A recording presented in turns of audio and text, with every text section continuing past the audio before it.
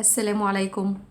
النهاردة إن شاء الله هعمل معاكم القشطة، ودي نوع من حلويات المولد كلنا تقريبا بنحبه. تحضيرها سهل جدا ومقاديرها بسيطة، وإن شاء الله هتنجح معاكي من أول مرة وتنبهري بالنتيجة.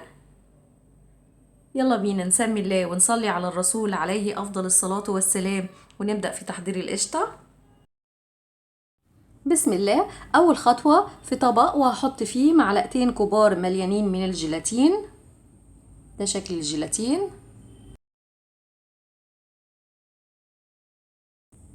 وعليهم ربع كوباية مية عادية من الحنفية، وهقلبهم كويس لغاية ما القوام يتقل بالشكل ده، وهسيبهم على جنب. الخطوة التانية، في حلة هحط فيها كوباية من السكر. يفضل السكر يكون فاتح عشان تطلع القشطة معاكي فاتحة زي الجاهزة بالظبط. وهضيف تلت كوباية من المية، معلقة صغيرة من الفانيليا، ممكن تستغني عن الفانيليا وتستخدمي مية الورد لو بتحبيها. ربع معلقة صغيرة من الملح، وده بستخدمه عشان يعادل الطعم وعشان الخليط ما يسكرش. تلت كوباية من عسل الجلوكوز، وده بنشتريه من عند العطار أو من محلات مستلزمات الحلويات.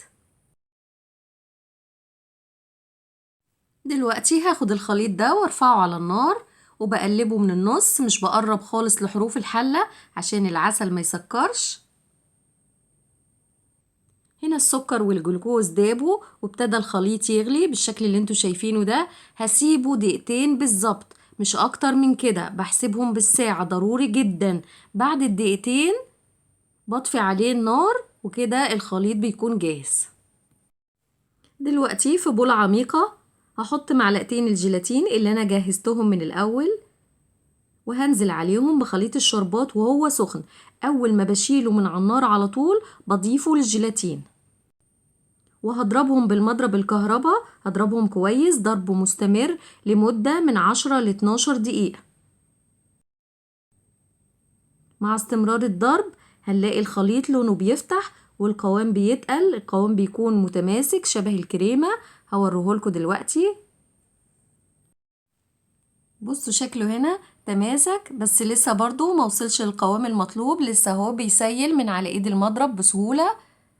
هستمر في الضرب تاني لغاية ما يتقل اكتر من كده، والاقيه مسك في ايد المضرب ومش بينزل بسهولة من على المضرب. وده شكل الخليط بعد 10 دقايق بالظبط. زي ما انتوا شايفين خلاص مسك في المضرب وبقى بينزل بصعوبة من عليه.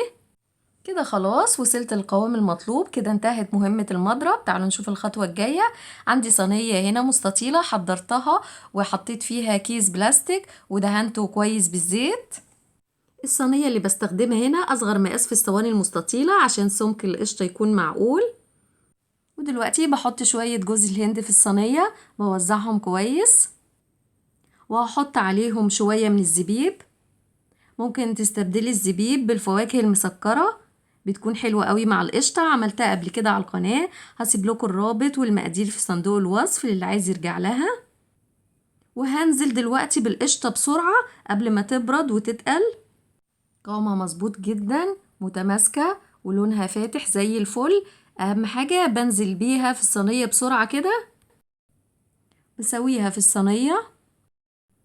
تستخدمي معلقة مدهونة بزيت عشان ما تلزقش في المعلقة.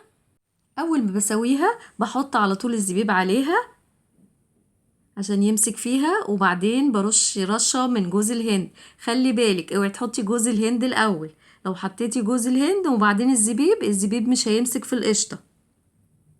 وبضغط عليها ضغطة خفيفة بالمعلقة، مش بضغط جامد.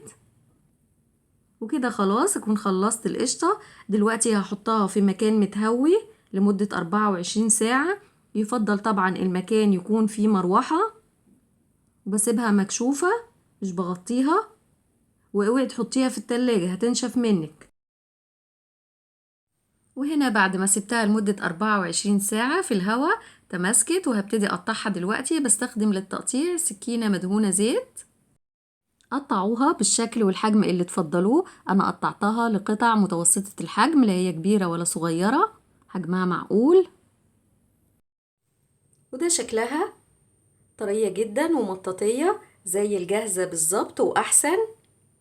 ودلوقتي باخد كل قطعة وبغلفها في جوز الهند من كل الجوانب عشان ما تلزقش في الايد.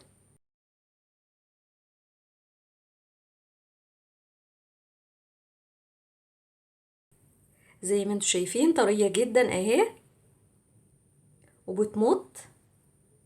شايفين الجمال؟ حاجة كده جميلة وتفتح النفس. وعملناها بمقادير بسيطة جدا مش مكلفة ومضمونة، عاملاها بإيدك في منتهى النظافة. اعمليها يلا وفرحي ولادك وصلوا على الرسول عليه أفضل الصلاة وأتم السلام. وبكده أكون وصلت لنهاية الفيديو. أتمنى فيديو النهاردة يعجبكم، ولو عجبكم ما تنسوش اللايك، واللي بيشوفني لأول مرة يشترك في القناة، واستنوني فيديوهات جاية إن شاء الله. أسيبكم في رعاية الله، والسلام عليكم ورحمة الله وبركاته.